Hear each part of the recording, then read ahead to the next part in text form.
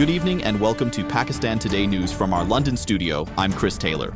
We begin with escalating tensions in the Middle East, where Israel has launched fresh large-scale strikes across Iran, marking a significant intensification of the nearly 4-week-long conflict. Reports indicate that key infrastructure in cities such as Isfahan has been targeted. In response, Iran has carried out missile attacks, triggering air raid sirens in Tel Aviv and Jerusalem. Amid the ongoing hostilities, former U.S. President Donald Trump has claimed that Tehran is quietly seeking a deal to end the war. However, Iranian officials have firmly rejected the possibility of direct negotiations, stating that any resolution will be pursued strictly on their own terms. Pakistan has also conveyed a U.S.-backed peace proposal to Iran, but reports suggest that Tehran has responded negatively.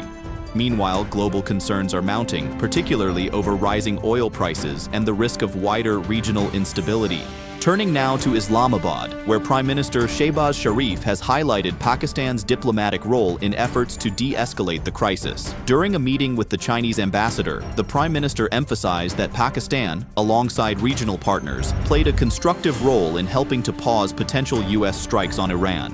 He also reaffirmed strong Pakistan-China ties, expressing appreciation for Beijing's continued economic support and commitment to China-Pakistan economic corridor projects. Let's go live now to our Islamabad correspondent, Sarah William, for more on this story. Thank you, Chris.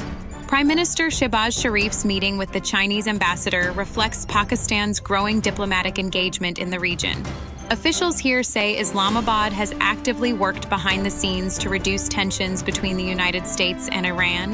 The Prime Minister also briefed Malaysia's leadership on these mediation efforts, underlining Pakistan's willingness to host peace talks if required. Analysts believe this positions Pakistan as a key regional mediator at a time of heightened geopolitical uncertainty. Both Pakistan and China have also agreed to maintain close coordination on regional and global matters moving forward. Thank you, Sarah, for that update. In other news, Pakistan is facing increasing economic pressure as rising global fuel and freight costs begin to impact consumers across the country. Analysts say the surge in oil prices, driven largely by Middle East tensions, is pushing up transportation and wholesale costs. Experts warn that this could further fuel inflation, placing additional strain on households already dealing with high living expenses. Authorities say they are closely monitoring the situation.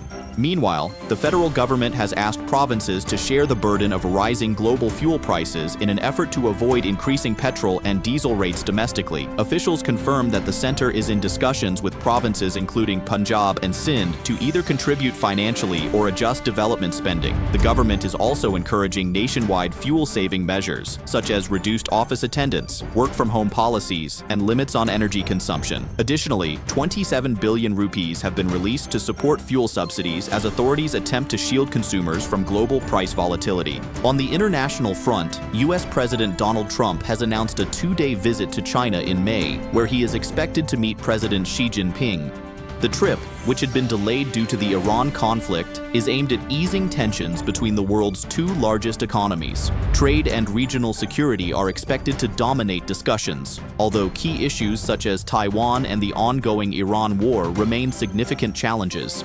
In technology news, social media platform X, formerly known as Twitter, experienced a global outage on March 26th, affecting users worldwide, including in Pakistan. According to internet monitoring service NetBlocks, the disruption was not linked to any country-level internet restrictions. Thousands of users reported issues, mainly with the platform's timeline and app functionality. This marks one of several outages in recent months, with similar incidents reported in February and earlier in March. Finally, the Pakistan Stock Exchange witnessed a sharp intraday decline on Thursday. The benchmark KSE 100 index fell by 2,643 points, or around 1.67%, dropping to approximately 155,670 points. The downturn follows a strong rebound in the previous session, when optimism driven by softer oil prices and easing Middle East tensions lifted the index above 158,000. Analysts say profit-taking contributed to today's decline, although trading activity remained strong across key sectors. That's all for now. You're watching Pakistan Today News. I'm Chris Taylor.